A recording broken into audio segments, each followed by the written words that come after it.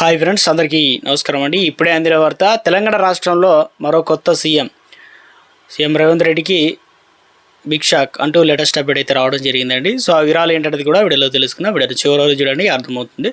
మరోసారి ఛానల్ వస్తే తప్పకుండా సబ్స్క్రైబ్ చేసుకొని చూస్తున్నారు కానీ లైక్ చేయడం మర్చిపోతున్నారు. వాళ్ళ లైక్ చేయండి. వివరాలకి అయితే వెళ్ళిపోదామండి.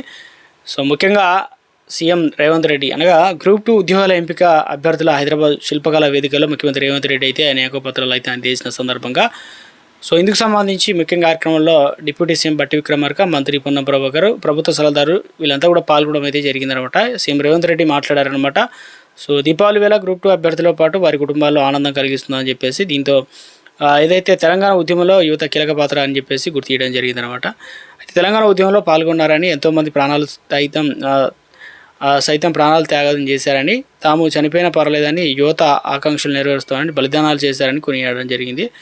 సో ఇందుకు సంబంధించి ముఖ్యంగా బీఆర్ఎస్ ప్రభుత్వం అనేక ఇబ్బందులు గురి చేసిందని కూడా చెప్పే ప్రయత్నం అయితే చేశారు. అయితే ఉద్యోగాలు ఇవ్వకుండా ఇచ్చిన నోటిఫికేషన్ పెండింగ్లో పెడుతూ చుక్కలు చూపించారని కూడా అన్నారు. అయితే ప్రజాప్రభుత్వం అధికారంలో వచ్చిన తర్వాత కడుపున పెట్టుకొని నిరుద్యోగులను చూసుకుంటున్నామని చెప్పేసి చిక్కులన్నీ తొలగించి అభ్యర్థుల నియమపత్రాలు కూడా అందజేస్తున్నామని చెప్పడం అయితే జరిగిందనమాట.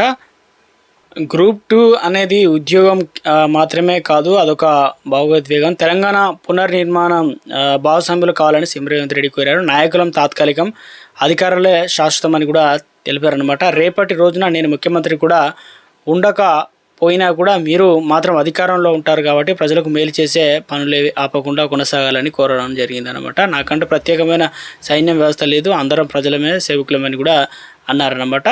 సో ఇటీవల కాలంలో మొత్తానికి తెలంగాణ రాష్ట్ర వ్యాప్తంగా ఎలక్షన్లు, సర్పంచ్ ఎలక్షన్లు ఉండడం, దాంతోపాటు జూబ్లీ హిల్స్ ఎలక్షన్లు ఉండడం, ఇక తెలంగాణ రాష్ట్ర వ్యాప్తంగా సందర్భంలో ఏదైతే రేపటి రోజున నేను ముఖ్యమంత్రి కూడా ఉండకపోయినను మీరు అధికారులు ఉంటారని చెప్పేసి అనడంతో రాష్ట్రంలో ఒకసారిగా హాట్ టాపిక్గా మారింది అంటున్నారు రాజకీయ నిపుణులు.